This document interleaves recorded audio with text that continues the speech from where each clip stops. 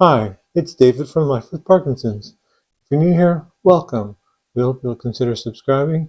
And everybody else, thank you for coming back and watching another episode. Today we're going to look at 7 years of progression. When I watch my diagnosis video, and I'll have the link to it at the end of the video, so you can hop right over there and see it if you haven't, I just think about how different I am now, 7 years into Parkinson's, to what I was back then. The differences are so huge, really difficult to compare. I'll just concentrate on what the biggest issue has become to me at this point, and that is on time versus off time.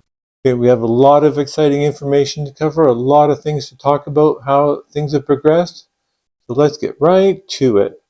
When I was diagnosed with Parkinson's disease, I did read about and hear about on time and off time, and I had no idea what it was. One of the biggest things with on time and off time, basically at my point in this illness, is just the difference between them has become so drastic. When I felt off, 4, 5, 6 years ago, it was just basically, oh, I don't feel very good, but I can still go around and do everything I used to do, just not very well. But now when I'm off and I want to do something, it's like, no. Body says no. We're not going anywhere. Brain says can't control body. We're sitting here on the couch, laying on the bed, or wherever I am until that sweet on time clicks back on. So basically, everything I do now is based upon having more on time. How can I create more on time? Because the only way that I know of really is increasing medication, and I can't.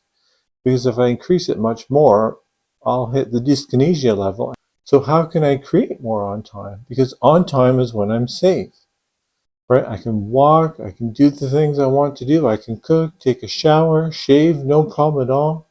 Heck, I could probably even go for a run if I wanted to. But when I'm off, sometimes I feel like a helpless baby boy again. I basically need someone to pick me up and carry me to bed and put me down because I really can't do much except lay there and wait for the on time to creep back in. That's why I'm always looking for something to help us, something to find partial symptom relief, just to help create a little bit more on time. Heck, I'll take another 60 seconds per day. The second biggest thing I've been dealing with on and off time lately is food. Food, sugar, eating too much at one time, eating too much protein. It has really impacted my condition and the state of my progression. Because now, in the beginning, when I did my first Parkinson's diagnosis video, I could still eat whatever I want at any time. But now I have to eat on schedule. I have to eat from a specific food list. It can't contain any junk food at all, any deep fried foods, not too much meat. It's basically vegetables and a little bit of meat. In between, I can have fruit as snacks and dessert. That's okay, but mealtime basically has to be vegetables and meat.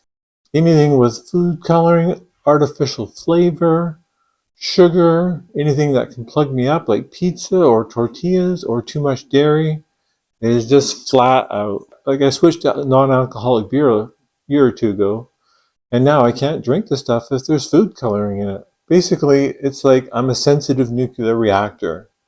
And if I get bent out of shape by anything, it's like, ah, ah, ah.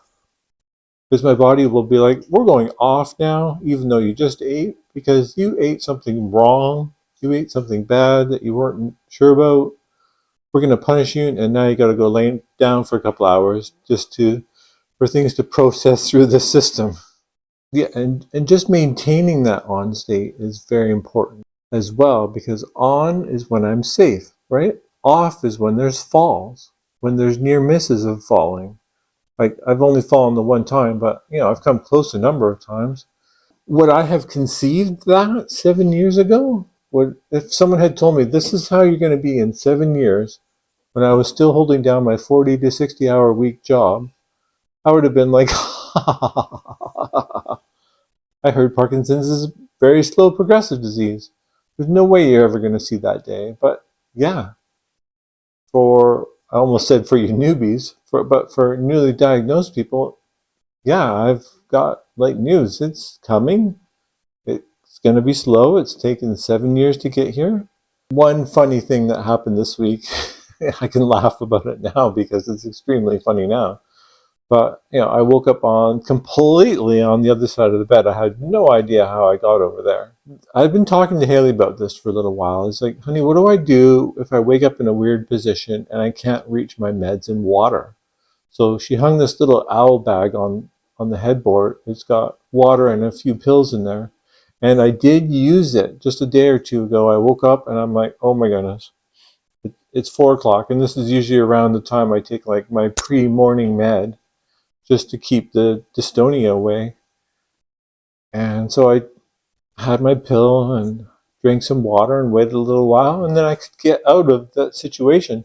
But if I didn't have that water and I didn't have that pill, I wouldn't have been able to get out. I would have been like, honey, honey, yelling at the top of my lungs because I was too far away from the call button. And the point is here, these are things that are going to come up in the future if they haven't already. And I know a lot of you already have experienced things like this, so you can relate. But when you run into a troubled situation with Parkinson's and you don't have any medications in you, it's really hard to get out of that situation by yourself.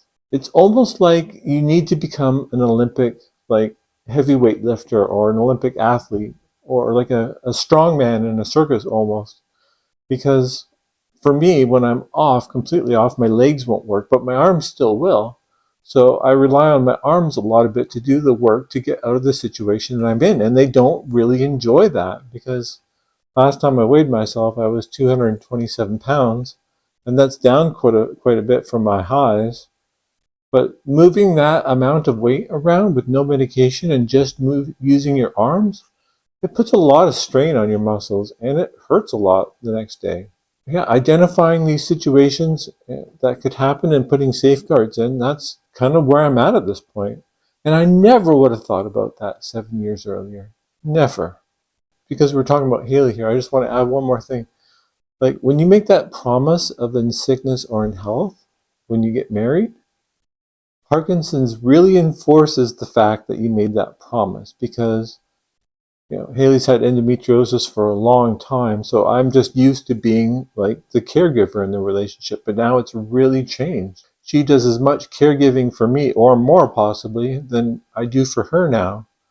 So when you make that promise of in sickness or in health, it's not that you're holding the other person to that promise to take care of you. It's like you need them to take care of you because I don't know how people do it, right? If you told me 7 years ago that I would be wondering how I could survive living on my own, like I feel it would be really difficult now without Haley's help. So, honey, if you're watching this, I really do appreciate everything you do.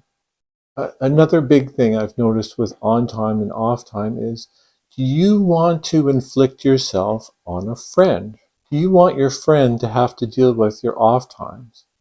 So that's where I've come to the fact, right? When I was thinking about the script and I was writing it, I was like, chronic illness and or Parkinson's disease really, in my opinion and my experience, alters the balance of all your relationships. Like they change now because the people who you thought would be there in your life when you were diagnosed with Parkinson's may not be there anymore. And it's not, you can't blame them because you're just inflicting like illness on yourself and sickness and not hatred, sickness. You're just inflicting sickness and resentment on yourself. So don't hate those people that aren't around anymore because it's not worth it. Those might not be the people who have the time or the desire to share your chronic illness. And then there might be people that sub in all of a sudden that are like, wow, I can't believe I have so much fun with this person when I have my chronic illness or I have my Parkinson's disease. So it alters the balance of all your relationships, in my opinion, and that's something I've noticed. Have good times with those people. Create future memories with those people. You might be surprised by who they are. And the last big thing now that I've noticed the last 7 years is how much sleep impacts my brain health. How can I get more sleep? And I necessarily don't want to take more sleeping pills. The recharge in my brain is not the same. Like last night I slept like just over 9 hours. Like the last 3 nights previous to that, I only slept like 6 or 7 hours per night, and it just wasn't enough. I already knew that I was going to have more off time that day. Getting more sleep is very important. Trying to get comfortable in bed as much as possible in a relaxed state, and I know it's really hard to do that. I know it really is. Thank you for watching and supporting this channel. Thank you for taking the time out of your day to watch my 7 years of progression. I hope it's helpful. Please leave a question or a comment below if you have anything you want to talk about. Let's continue to take this journey together. And as I promised, here is the link to my diagnosis video. If you haven't seen it, check it out. Check out Old Dave versus New Dave. I'll see you on the next one. Have a good day. Goodbye.